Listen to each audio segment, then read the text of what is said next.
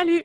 Vous écoutez Les Sexes Maîtresses, Audrey, Sarah et Valérie, diplômées de la maîtrise en sexologie et féministes du plus profond de notre âme. Que vous soyez calé ou novice en la matière, on vous parle de sujets sexos, de sujets féministes, parsemés d'anecdotes cocasses.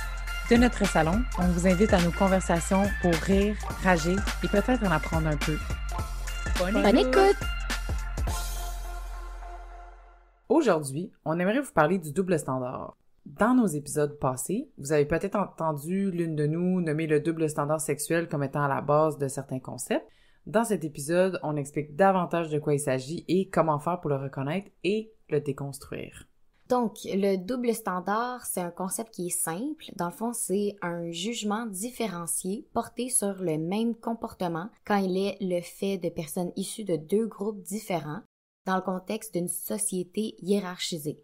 Donc, une société patriarcale, postcoloniale, hétéronormative, etc. Le double standard basé sur le genre, ça veut dire que les femmes et les hommes voient leur comportement jugé tout à fait différemment sur plusieurs aspects de leur vie, dont notamment la sexualité, mais pas seulement. Donc, c'est vraiment de faire un comportement, puis selon ton genre, il n'est pas jugé de la même façon. Exact. Ce qu'on pourrait donc appeler deux poids, deux mesures. Ah oui. Puis aujourd'hui, on va vous donner des exemples qui démontrent des perceptions différentes des mêmes comportements en fonction du genre de la personne qui les émet et de ce qui est jugé socialement acceptable ou souhaitable pour un homme et une femme. Super! Ben là, après ces belles définitions-là, le reste de l'épisode, ça va être des exemples concrets. Donc, on vous a vraiment trouvé une multitude d'exemples. C'est pas une liste exhaustive. Donc, si vous en avez d'autres, écrivez-nous, ça va nous faire plaisir. Ouais. D'être jugé différemment selon son genre, c'est une façon de vivre cette discrimination-là. Le double standard, c'est une discrimination. Mais ça peut arriver dans plusieurs contextes différents. On va parler du double standard sexuel, émotionnel, parental, féministe, capitaliste, tu sais. Puis on va vous nommer des exemples pour que vous compreniez mieux que c'est partout dans le fond. Exact. Bon. Moi, je pense qu'on devrait commencer avec le double standard sexuel, parce que c'est celui qu'on connaît le mieux. Donc, le double standard sexuel, comme on a dit, bon, c'est deux poids, deux mesures par rapport à comment les femmes ou les hommes vont vivre leur sexualité. Comment qu'on va juger de leur sexualité par rapport à si t'es un homme, si t'es une femme. On peut penser simplement à, tu sais, dans la séduction. Dans la sexualité hétérosexuelle, L'homme est souvent perçu comme le chasseur, la femme est souvent perçue comme la proie. Puis ne serait-ce qu'une femme qui est entreprenante puis qui a envie d'être dans un mode de séduction plus actif, puis de pas être une proie, une simple proie, ben là, elle va se faire juger parce que les stéréotypes de genre font en sorte qu'il y a un double standard par rapport à la séduction. Elle va être jugée comme trop entreprenante. Trop entreprenante. Trop sexuelle. Exact. Si elle a plusieurs partenaires, elle peut être jugée comme étant une salope. Tandis qu'un homme qui a les mêmes pratiques, ben lui, ça va être un don juan. Ben oui, il va être couvert d'éloges. Il va être admiré par ses amis. Il y a plusieurs conquêtes. Exact. J'ai un bon exemple par rapport à ça, c'est quand on parle d'infidélité. Une femme qui va être infidèle à son partenaire va être considérée comme immorale. Elle va être considérée comme une mauvaise personne. Tandis que dans la situation inverse, que par exemple c'est l'homme qui trompe sa femme, ça va probablement être un geste qui est plus facilement pardonné parce qu'on a la croyance populaire que il y a des pulsions incontrôlables ou il y a des besoins sexuels que sa femme peut pas combler. Donc, comme c'est ça, on excuse un peu plus l'infidélité d'un homme plutôt que d'une femme. Ça, c'est comme un bon exemple de deux poids, deux mesures. Ça me fait penser aussi à l'expression qu'une clé qui débarre plein de portes, ben c'est une master key. Mais une serrure qui se fait débarrer par toutes les clés, ben c'est une serrure qui vaut pas grand-chose. Ah! Cette expression. Elle est dégueulasse, hein, cette expression. c'est vraiment dégueu. Mais tu sais, on s'entend que les gens qui disent ce genre d'expression-là, ils comprennent pas toute la valeur derrière de tout ce que ça veut dire. Ouais, c'est T'sais, ça veut dire que pour une femme, plus que tu as de partenaires, puis plus ta valeur descend, puis un homme, c'est le contraire. Fait que c'est là qu'il est, le double standard. Il y a le mémoire de Julie Marceau qui a été publié en 2017 qui relève plusieurs doubles standards justement par rapport à la sexualité. Puis elle dit notamment que les femmes vont être plus jugées sévèrement que les hommes si, bon on le dit, mais si elles ont plusieurs partenaires sexuels, si elles ont des relations éphémères, donc des relations d'un soir, si elles ont des relations sexuelles à plusieurs, donc des tripes à 3, des trucs comme ça, si elles sont infidèles, ça va jusqu'à si elles dansent de manière séduisante, puis si elles contractent une ITSS. Wow! Fait que, tu sais, c'est vraiment... C'est beaucoup de comportements. Oui, exactement. Puis, ce qu'elle souligne, c'est que le double standard sexuel permet de considérer positivement la sexualité masculine, désireuse, active, tout en dénigrant et en régulant par l'entremise d'étiquettes négatives celles des femmes. Donc, se faire traiter de salope. Exact. C'est important ce que tu dis, on va le répéter parce que c'est là aussi où ça a un grand impact sur nous. C'est vraiment de réguler notre sexualité parce que vu qu'on veut pas, là je dis on parce que je suis dans la catégorie femme, vu qu'on veut pas se faire classer comme des salopes ou peu importe, ben on change nos comportements, même si on en a envie d'avoir plusieurs partenaires en même temps, de dater 6 gars en même temps, d'avoir une petite rotation, ben on va pas se le permettre à cause du jugement qui pourrait être possible à cause du double standard sexuel. Puis ça, ce que ça fait, en fait, c'est que toute cette espèce de pensée selon laquelle, bon, l'homme est actif, c'est le chasseur, la femme est passive, c'est la proie, ben, ça met dans des rôles où est-ce que toute cette espèce de jeu de séduction hétérosexuelle, que ça va nous mettre dans une espèce de culture du viol, finalement. Parce que ça va être aux filles de regarder où est-ce qu'elles vont. T'sais, c'est aux filles qu'on dit d'être vigilantes, de regarder où est-ce qu'on... Comme des vraies proies, dans le fond. Oui, c'est ça. Vraiment. C'est ça. Ben, à un certain égard, ça va excuser les comportements des gars qui sont vraiment comme des comportements de chasseurs, là, qui... Oui, c'est ça. Chasseur-proie, là, il n'y a pas de consentement. Oui, c'est ça. Puis ça va faire en sorte, bon, premièrement qu'on va mettre le blâme sur la victime parce que c'était à elle de comme se protéger, blablabla. Puis on va banaliser un peu les violences sexuelles que les gars émettent parce que on se dit ah ben tu sais ils ont des pulsions incontrôlables et des trucs comme ça. Puis ça va faire en sorte aussi que bon si les hommes sont victimes, ben là aussi on va pas traiter ces choses-là de la même façon. C'est vrai. Ça va être difficile, mettons, pour dénoncer parce que... Ben, ils sont pas censés être des proies. Ouais, c'est ça, exactement. Ouais, c'est ça. Juste pour terminer sur ça, là, on parle de la méga culture du viol, mais comme ça, on revient juste au geste concret des parents ou juste de tous les adultes. Il y a vraiment des comportements stéréotypés qu'on fait sans s'en rendre compte. Donc, par exemple, quand t'as un enfant fille, tu vas souvent faire des commentaires genre « Hey, fais attention à ce que tu portes. Sois vigilante quand tu vas sortir de la maison. Sois vigilante avec les personnes que tu fréquentes. Vérifie les endroits où tu vas aller. Donne des nouvelles aux autres où est-ce que t'es. » Tout ça, c'est pour prévenir des agressions sexuelles ou des attaques, là. Puis justement, tout ça, c'est pour faire allusion à la culture du viol, là. C'est, je sais pas vous, mais je pense pas qu'il y a beaucoup de parents qui vont donner ces conseils-là à leurs garçons. Non, en général. Fait que comme, ça va loin, là, que c'est genre... ça, le double standard, il est vraiment présent partout, puis vraiment rapidement dans la vie d'une jeune femme, mettons. Ouais, c'est ça. Tu sais, c'est pas pour dire de pas dire à vos enfants, mettons, de pas se protéger, c'est pas ça, sauf qu'on a moins le réflexe de dire aux garçons « Hey, oublie pas de respecter les limites de l'autre personne, hein. Oublie pas de pas trop insister, de pas insister quand elle dit non, tu sais, des trucs comme ça. » Fait que là, j'espère, ça s'en vient, une espèce de changement de mentalité, mais ça reste très, très, très ancré dans notre façon de percevoir la sexualité féminine, masculine. Ben, je sais pas pour vous les filles, mais il y a d'autres catégories aussi, hein. Comme moi, je peux penser au double standard émotionnel. Ben, le premier qui m'est venu en tête, c'est vraiment par rapport à la colère. La façon que les hommes expriment leur colère, puis la façon que les femmes expriment leur colère. Même comportement, peut-être, des fois même. Mais les jugements qu'on va avoir face à ces émotions-là exprimées par ces deux personnes-là vont être différentes en raison de leur genre. Différentes selon leur genre. Fait qu'un homme qui se met à crier de colère, là, ou qui a des comportements agressifs, même varge, tu sais, un poing sur la table ou peu importe, c'est comme, OK. Il est fâché. Il est fâché, OK, tu sais. Mais une femme qui fait ça... C'est une crise de folle. C'est une crise de folle, elle est too much. Elle est hystérique. Elle est donc ben émotive.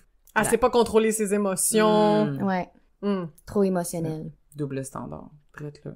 Même que la colère chez les femmes, on trouve ça laid. Comme ça va plus loin que juste que... C'est ça. Elle gère pas ses émotions, c'est laid. C'est ça. C'est intolérable, là. Ouais. Ça met vraiment mal à l'aise, les gens. Ouais. Puis j'irais de l'autre côté aussi, dans le sens la peine ou la tristesse, mais ça va pas être perçu de la même façon selon si c'est une femme ou un homme qui l'exprime. Tu sais, si une femme a de la peine, on compatit avec elle. Si un homme a de la peine, s'il pleure, on est mal à l'aise là aussi. Effectivement. C'est vrai. Encore une fois, c'est 2 poids, 2 mesures.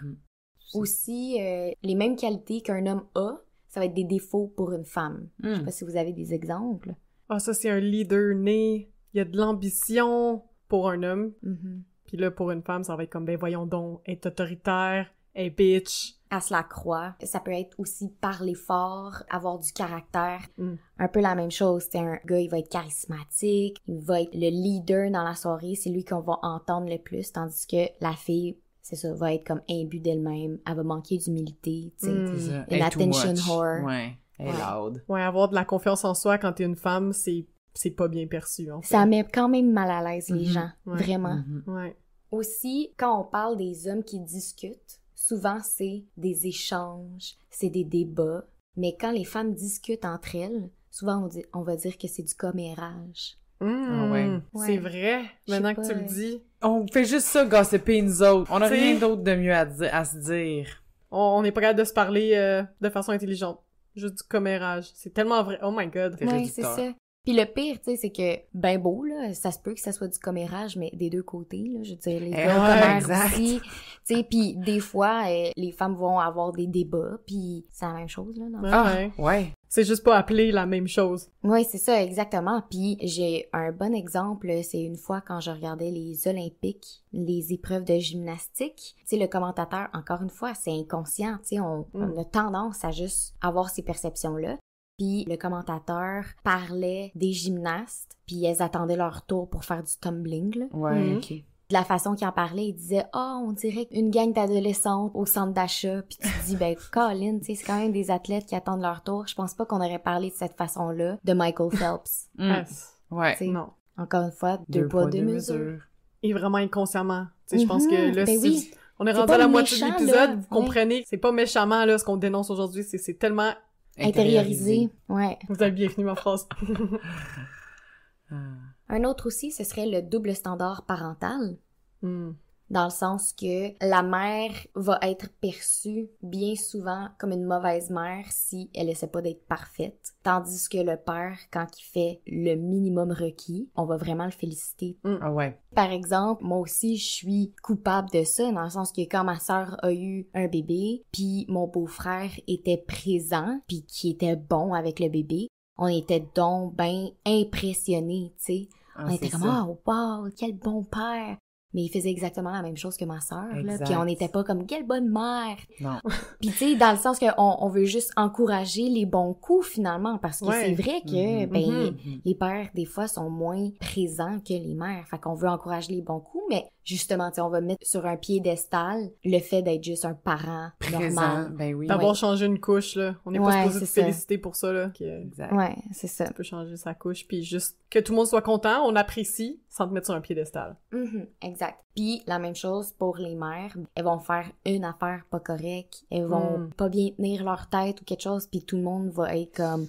La mère est indigne, puis tu sais... Ouais, c'est vrai, ça. Faut vraiment se poser les questions, justement, là. Quand on a ce petit réflexe-là de comme, pas d'allure, cette fille-là. Ouais, c'est vraiment dans les jugements. Ouais, les jugements puis les perceptions. Faut swatcher là-dessus quand même. Parlant de jugement, je pense qu'on peut parler d'allaitement puis de mamelon. Autant on est comme vive l'allaitement, mais t'as pas le droit de le faire nulle part. Puis faut que tu te caches tes seins qu'on a sexualisés. Ah ouais. Puis nourris pas ton enfant, nourris-le pas parce que on veut pas voir ça. Attends, va le faire dans l'auto, dans le stationnement. Ouais. Mais après ça, t'as les dudes qui sont en chest dans un buffet comme avec leur poêle qui tombe dans la bouffe. No wonder qu'il y a une règle là, dans les magasins de comme porter un chandail. Porter un chandail, c'est pas à cause des femmes là. Parce que les messieurs sont corrects d'être en chest pour aucune raison. Ouais. Tandis que pour l'allaitement, c'est pour nourrir un bébé. Puis ça, c'est choquant. Ouais, il y a vraiment un double standard sur les seins. Ouais. Free the nipple! Et aussi, dans le double standard parental, on pourrait penser aux femmes qui veulent pas être mères. Ils vont se faire dire qu'elles sont égoïstes, qu'elles pensent juste à elles, que c'est la meilleure chose au monde d'avoir des enfants. Qu'elles vont finir par changer d'idée. Ah ouais. Exact. Tout le discours, en fait. C'est tout le discours autour de la décision de cette personne-là. Donc, un homme qui dirait la même chose aurait pas tout ce discours-là de questionner sa décision. Ce serait comme, ah ouais, ok. Il y aurait, c'est sûr, on ferait un lien logique. C'est comme, oui, c'est pour sa carrière, ben oui, ça a plein de bon sens. Un homme, là. Exact, pour un homme. Mais pour une femme, on lui permettrait pas ce renforcement positif-là de genre vouloir suivre sa carrière ou... Mais en tout cas, pas tout de suite. Il va falloir que tu passes à travers tous nos questionnements du pourquoi, de comment tu veux pas d'enfant. Puis peut-être qu'un jour, on va finir par croire que t'en veux pas. Puis là, peut-être qu'on va t'encourager dans tes autres buts de la vie. Tandis que les hommes, c'est à 30 ans, il veut pas d'enfant, tu vas être comme, peut-être qu'il va changer d'idée.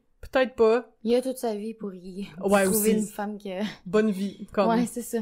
Ben ensuite de ça, on peut penser aussi au double standard féministe. Peut-être que, à cette table, il y a peut-être... On remarque mieux le double standard féministe parce que nous-mêmes, on est dans des milieux féministes. C'est tout ce qui entoure, encore une fois, la différence entre une femme féministe pis ce qu'elle va dire, puis un homme allié du féminisme qui va dire la même chose, qui va être, encore une fois, mis sur un piédestal. Puis ça fait comme 50 ans que les femmes essayent de dire la même affaire. Ouais, exactement. Tu sais, les hommes qui s'impliquent pour les causes féministes sont premièrement surmédiatisés, mais aussi considérés comme des héros, là. On se souvient tous du slam de David Goudreau à Bonsoir. Au printemps 2021. Oui, exactement. Puis, tu sais, ça a été viral. Puis là, tous les hommes ont commencé à être vraiment comme émus. De genre, wow, ce qu'il dit, c'est vraiment intéressant. C'est vrai qu'on devrait pas tabasser notre femme, tu sais. Puis le malaise derrière ça, puis ce que les féministes ont critiqué, c'est que ça fait comme 50 ans, 100 ans que les féministes disent la même affaire, tu sais. Ouais. Comme tant mieux si on a des alliés, puis si les hommes commencent à en parler, puis à faire du travail sur eux. Mais pour des femmes qui disent la même chose, eux autres, ils reçoivent des menaces de mort, des menaces de viol. Exact. Fait qu'il faut vraiment prendre ça en considération, tu sais. Fait qu'il y a là le double standard. Dans le traitement reçu après avoir donné ton opinion. Donc, tu sais, une féministe qui dit « Hey, faudrait peut-être arrêter de tabasser les femmes. » C'est comme « M'a te violer! M'a aller te tuer! » Tandis que des gars qui vont dire ça...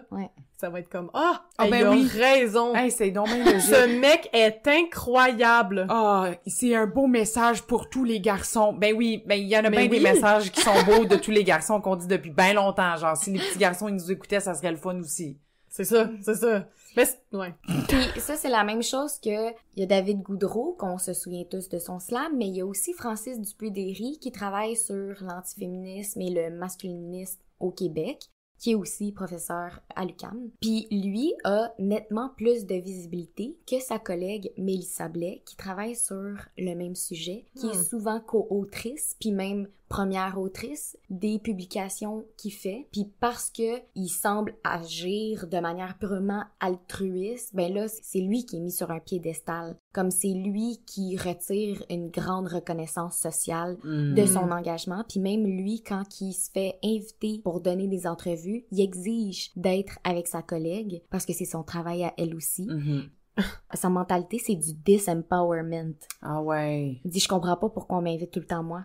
OK. Pas je fais rien de plus, tu sais. Ouais, c'est ça. Les médias vont le contacter lui pour parler de féminisme, mais pas sa collègue qui fait tous les travaux avec. Oui, c'est ça, exactement. C'est quand même fou. C'est fou. C'est probablement inconscient. Tu sais, les gens dans les médias qui les contactent, c'est sûrement pas par ça par sort de méchanceté, l'ordinaire. Tu sais, on se dit, tu sais, un homme qui parle de féminisme, c'est donc bien intéressant.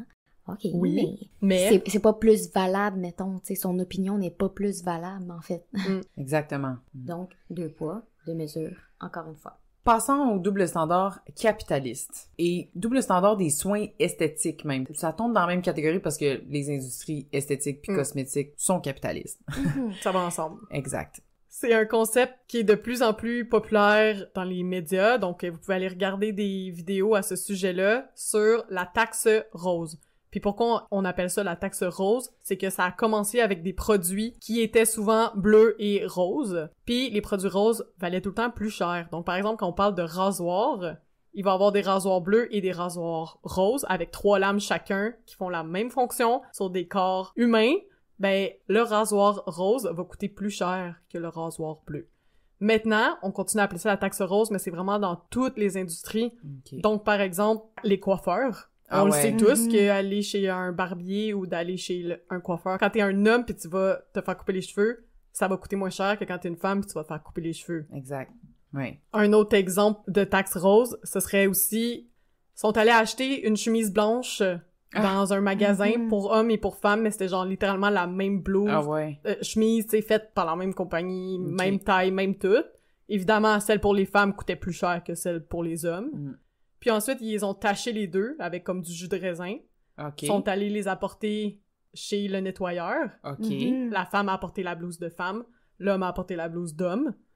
Ça a pas coûté le même prix de nettoyeur. C'était le nettoyeur chemise femme, nettoyeur chemise homme.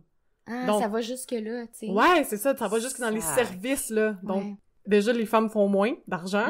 Là, en plus, on paye plus pour nos produits. Bref, ça pour dire ça, c'est un double standard. C'est ça. C'est ça. Surtout quand, là, on compare vraiment les fonctions des objets ou genre les services complétés, comme surtout si c'est le même tissu, même tâche, même tout, là, c'est assez impressionnant. Puis ça s'en va aussi dans les produits esthétiques, tu sais. Si à la base, on considère que les femmes ont besoin de plus de produits, on a besoin de crème pour chaque partie de notre corps, de crème pour le contour des yeux, de la crème de jour, de la crème de nuit, puis des différents savons pour différentes parties de notre corps. Tandis que les hommes, beaucoup de produits vont être vendus, genre, tu peux l'utiliser, tes cheveux, ton corps, ta face, comme pour laver ton char. Tu peux ouais, tu sais, façon de parler, mais comme, c'est quand même intense qu'on ait besoin d'autant de produits. Ça peut aller jusqu'à aussi le maquillage, là. Ben oui, c'est sûr. Tu sais, les femmes, on se doit de se maquiller parce que sinon on a l'air un peu négligé. On se fait juger d'avoir l'air un peu négligé. Mais nous, ça peut être juste une journée où on s'est juste pas maquillé. Puis il faut pas trop se maquiller non plus. Oh non, tu sais, se maquiller, mais pas trop. C'est ça. Juste un look de jour. C'est ça. Mais ça me fait penser à une annonce que j'ai vue.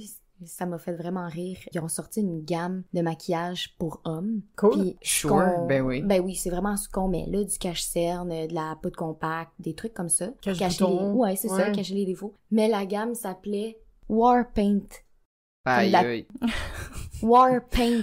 Faut pas genre du maquillage. La peinture de guerre, comme c'est un cache-cerne, bro. Comme c'est correct, là. Pas grave. Marketing est sexiste. C'est ça qui m'amène à dire aussi que si on considère comment les produits nous sont vendus, mais c'est sûr que si dans toute la façon de nous vendre des produits, c'est de nous dire à quel point qu'on est laide puis qu'il faudrait qu'on ajuste tout ce qui est naturel sur nous. Ouais, c'est clair que ça mène à un déséquilibre, puis que les gars se retrouvent avec, tu sais, Old Spice 5 en 1, puis nous, on a genre un shampoing pour chaque orifice de notre corps, tu sais. Mais oui, c'est ça, puis ça va dans la même lignée que comment on perçoit le vieillissement aussi. Ah ouais. Tu sais, comment qu'on dit à quel point les hommes vieillissent bien. Oh, il y a l'air sage. Ils deviennent matures, ils ont plus de classe, comme George Clooney, tu sais, Brad Pitt. Ouais. Tandis que les femmes qui vieillissent, elles perdent vraiment beaucoup de valeur, tu sais. Sociale. Oui, sociale, parce que notre valeur sociale est associée aussi à notre sex appeal. Ouais, notre beauté, notre jeunesse. C'est ça, exactement. Bref, quand les hommes vieillissent, ils ont de la classe, puis les femmes, quand elles vieillissent, elles sont invisibilisées, elles sont laides, comme elles se font critiquer si elles essaient trop ou pas assez, tandis que les hommes s'en sortent plutôt bien. Ouais. Même dans notre pensée populaire, on va se dire « Ah, mais les hommes vieillissent bien. » Mais tu sais, en tant que tel, on a toute la même peau, là. C'est ça. Fait puis en plus, on utilise des millions de crèmes pour nos rides depuis 25 ans. Nous, on n'a pas droit aux rides, mais les hommes, oui. Ah ouais, c'est ça, là. Ouais. Bref, encore une fois, le double standard se fait très présent à plusieurs égards dans nos vies. Vite de même, il y a aussi le poil. Tu sais, ça va vraiment dans l'industrie capitaliste, là, mais que à quel point les poils chez les femmes, c'est sale, c'est impur, c'est non hygiénique. Ah, c'est ça, là. D'avoir des poils sur les aisselles, d'avoir des poils de cul, d'avoir... Il y a jamais vraiment ce discours-là de dédain puis de dégoût par rapport aux poils des hommes. J'essaie de penser, là, vraiment, là, comme dans les annonces pis tout. Ben, même que ça fait manly, là. Je veux dire, un homme avec de la barbe, ils ont jamais besoin de l'enlever. Même des hommes avec le dos poilu, ils ont un shag. Ben ouais. Puis ça passe, là. Ouais. Tandis que les femmes, moindrement qu'elles ont une petite moustache, par exemple... ça te décrédibilise au complet. Manon Massé et que sa moustache, selon ben des gens. Ouais. Tandis que c'est une femme politique, on s'entend. Super intelligente, qui a des beaux projets, mais la seule chose qu'on se souvient d'elle, c'est sa moustache. Ouais. La question des poils pourrait être un épisode au grand complet. Ouais, c'est ça, on va pas s'aventurer là. Ouais. Poursuivons. Fait que là, on parle du double standard sexuel, donc des comportements jugés différemment entre un homme ou une femme pour le même comportement. Mais le double standard, encore une fois, c'est 2 poids, 2 mesures selon 2 groupes différents qui sont hiérarchisés. Nécessairement, il faut qu'on parle de double standard raciste, parce que c'est ça aussi. Un comportement, il va pas être jugé de la même façon si c'est une personne blanche qui le fait que si c'est une personne noire ou de confession musulmane, etc. Par exemple, on a juste à penser aux tueries de masse, comment les médias vont couvrir ces événements-là. Quand c'est quelqu'un de confession musulmane, tout de suite, on va parler de terrorisme. Tandis que quand c'est un homme blanc, ben souvent, on va parler de santé mentale. Ouais, c'est ça. Ça va comme banaliser l'événement parce que il va pas bien dans sa tête, tu sais. C'est ça. Ou même les photos employées, les photos qu'on utilise pour montrer la personne, ça va faire en sorte que le public va avoir de l'empathie pour la personne blanche, mais va démoniser les personnes noires ou de confession musulmane ou peu importe, là, des personnes racisées finalement. C'est ça. Ça fait penser aussi à la violence policière. Je pense à un exemple flagrant, ouais. Ouais, vraiment. Aussitôt qu'il est question de violence policière, en fait, c'est du racisme pur et dur, là. Ouais. Que les policiers sont comme plus agressifs, plus violents envers, tu sais, quand ils interpellent une personne de minorité visible. Par exemple, ça glisse dans les sentences pendant des processus judiciaires. Tu sais, les personnes noires ou les personnes de minorité visible vont pas recevoir le même type de sentence pour un crime pareil, là, qu'une personne blanche. Tu sais, on peut penser, en tout cas, il y a plein d'exemples. Ils vont avoir des peines plus sévères, c'est ça. Des peines plus sévères, effectivement. Eux aussi, quand on parle de violence policière, quand ils sont interpellés, juste arrêtés sur le bord de la rue ou... Mettons, quand il y a une gang de jeunes qui vont flâner, ben si c'est une gang de jeunes noirs, ils vont se faire vraiment plus interpeller. Agressivement. Ouais, montre ton identité, puis des trucs comme ça. Tandis que une gang de jeunes blancs, ça va être considéré juste... C'est des jeunes qui flânent, pas nécessairement des gangs de rue. Ils sont pas considérés dangereux. C'est ça. J'ai un exemple... que j'ai vu sur les réseaux sociaux, OK? Donc, ma source est pas ultra fiable, mais je trouvais que ça pouvait bien démontrer un double standard qu'on pourrait dire raciste. Donc, sur la photo, c'était 2 titres de journaux. C'est comme à la une, là, des journaux. Fait que sur la photo de gauche, c'était une femme noire. Puis en haut, dans le titre, c'était inscrit « Une femme est arrêtée après qu'elle a abandonné son enfant dans une foire alimentaire à 12 mètres d'où elle faisait une entrevue pour le travail. » Okay. Donc bref, elle a été comme arrêtée parce que elle avait laissé son enfant à la foire alimentaire pendant qu'elle faisait un entretien d'embauche. À comme une coupe de table. Exact, genre quelque chose de même, là, c'était comme le magasin à côté. Fait que ça, elle est partie en prison. Ensuite, le titre de journal à côté de ça, c'était genre un couple blanc. Puis le titre de ce journal-là, c'était « Oups, on a fait une erreur !» dit une femme après que les policiers ont trouvé de la drogue dans l'organisme de son bébé. Comme... Oups, une petite erreur!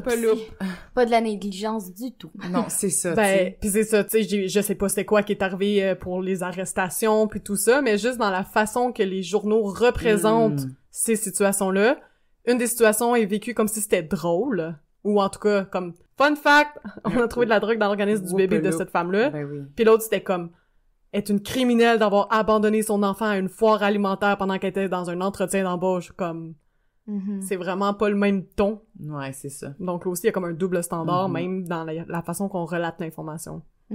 Puis finalement, pour conclure nos exemples, je pense, on avait pensé à des doubles standards grossophobes. Oui, comme on dit depuis le début, ça c'est un autre exemple de 2 groupes qui vont pas être jugés de la même façon, soit quelqu'un qui est gros ou une personne grosse puis une personne mince. La première chose à laquelle je peux penser, c'est quand une personne mince mange de la junk food, tu sais, un hamburger avec des frites, ben il y a personne qui va lui faire de commentaires, tandis qu'une personne grosse qui mange la même chose, elle va se le faire dire, tu sais, surtout si elle ose le poster sur les réseaux sociaux. Là, c'est comme, elle promouvoit l'obésité. Non, mais elle fait juste aller au restaurant puis enjoyer son hamburger, tu sais. On juge le même comportement selon le poids de la personne, finalement. Entre si la personne est mince ou la personne est grosse. Ouais, exact. Puis juste une fille qui va prendre une photo d'elle en maillot de bain à la plage. Tu vas à la plage, tu te trouves cute. Ou même pas. T'es à la plage, tu joues avec tes amis, on prend une photo de toi. La personne mince qui poste ça sur ses réseaux sociaux, ça va être comme... damn hot. Là, c'est tout en anglais, mais genre, on comprend. Là, le monde met des petits emojis de feu, comme, alors, on va recevoir plein de beaux commentaires. Une fille grosse qui va poster la même chose, elle enjoyait la plage avec ses amis. Ben là, mon Dieu, dans les commentaires, ça va être comme, oh mon Dieu, j'ai peur pour ta santé. Ou, ah, t'es donc ben courageuse. Ah ouais. Man. OK. Elle s'en va pas à la guerre, là.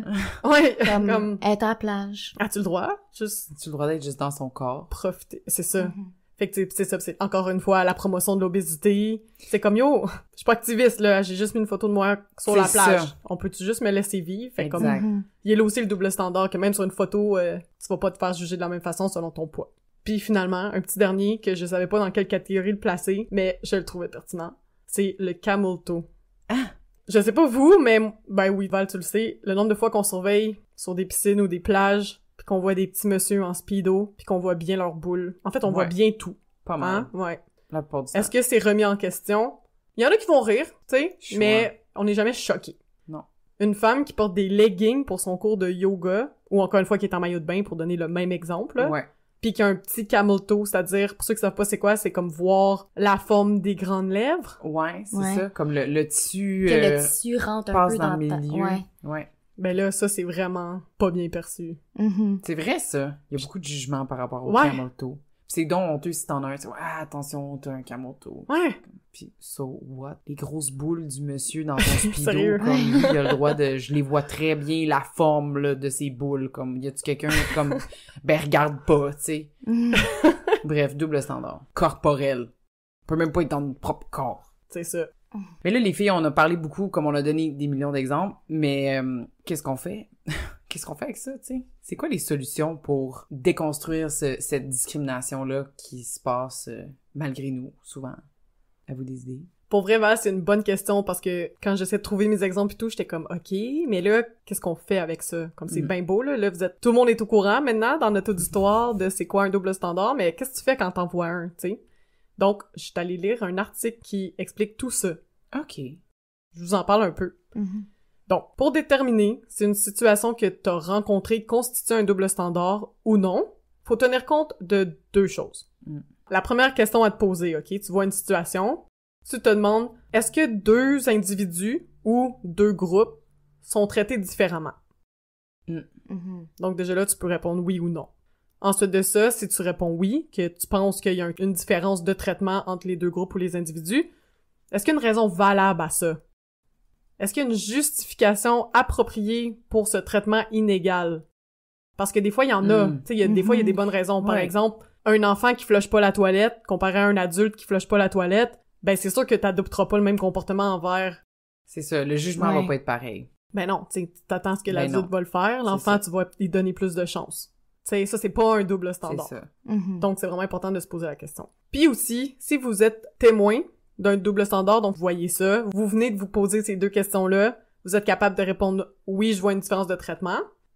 Vous pouvez donc poser la question à la personne qui applique un traitement inégal, si elle s'en rend compte. Ah ouais. Parce que, comme on dit depuis le début, il y a plein de fois que c'est vraiment inconscient. OK. Plus concrètement, de demander à la personne, est-ce que t'aurais réagi de la même façon si ça avait été un gars?